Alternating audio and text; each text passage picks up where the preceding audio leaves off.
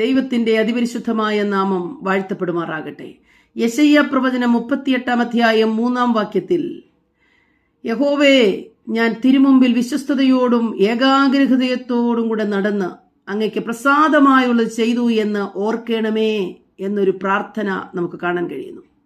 ഹിസ്കിയാ രാജാവ് മരിക്കത്തക്ക രോഗം ബാധിച്ച് മരണത്തോട് മല്ലടിച്ച് കിടക്കുന്ന ഒരു പ്രത്യേക സാഹചര്യത്തിൽ യെശയ്യാ പ്രവാചകൻ തന്റെ ഭവനത്തിൽ കടന്നു വന്ന് ഒരു ദൈവീക ആലോചന പകർന്നു കൊടുക്കുകയാണ്.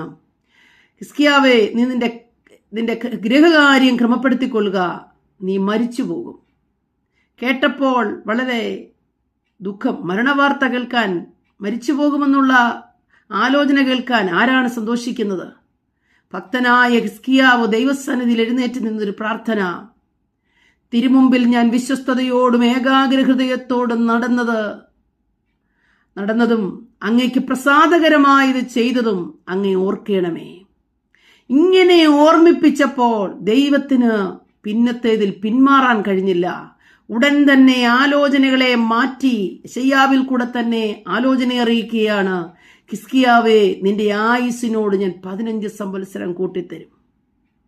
അതിന് പ്രത്യേകമായ അടയാളങ്ങളെ, അന്നുവരെയും കണ്ടിട്ടില്ലാത്ത ചില അടയാളങ്ങളെ കൊടുത്ത് ഹിസ്കിയാവിനെ ഉറപ്പിച്ചു. ഭക്തനായ ഹിസ്കിയാവിന്റെ ജീവിതത്തിൽ വലിയ മാറ്റങ്ങൾ വരുവാനിടയായി തീർന്നു. പ്രിയപ്പെട്ടവരെ, പ്രതികൂലങ്ങൾ ശക്തമായിട്ട് മുന്നോട്ട് പോകുമ്പോൾ ഒരുപക്ഷെങ്കിൽ ആലോചന തന്നെ, ദൈവിക ആലോചനകളും അരുളപ്പാടുകളും പ്രാപിച്ചു കാണും, ലഭ്യമാകയില്ല, തകർന്നു പോകും എന്നൊക്കെയും.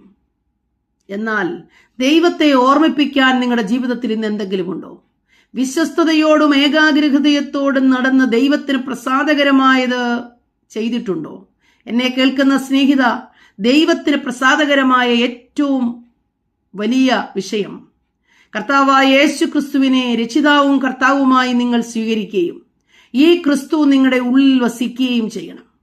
ക്രിസ്തുവിന് പ്രസാദകരമായത്, ദൈവത്തിന് പ്രസാദകരമായ ഏറ്റവും പരമപ്രധാനമായ കാര്യമാണ് ദൈവത്തിങ്കിലെ ആരാധന.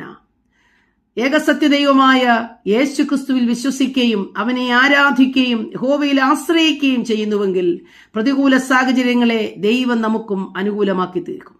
രാവിലെ സമയം ദൈവാത്മാവ് പറയുന്നു, ഹിസ്കിയാ ഓർമ്മിപ്പിച്ചതുപോലെ എന്റെ ജീവിതത്തിൽ ചിലത് ഓർമ്മിപ്പിക്കുവാനുണ്ടെങ്കിൽ ഇന്ന് നിങ്ങളുടെ ജീവിതത്തിൽ ചില വ്യതിയാനങ്ങൾ വരാൻ പോകുകയാണ്. ചില അത്ഭുത സൃഷ്ടികൾ, അതെ, ഇല്ല എന്ന് പറഞ്ഞിരിക്കുന്ന ചില മേഖലകളെ, തരികയില്ല എന്ന് വാദിച്ചു നിൽക്കുന്ന ചില മേഖലകളെ ദൈവം സന്ദർശിക്കാൻ പോകുകയാണ്.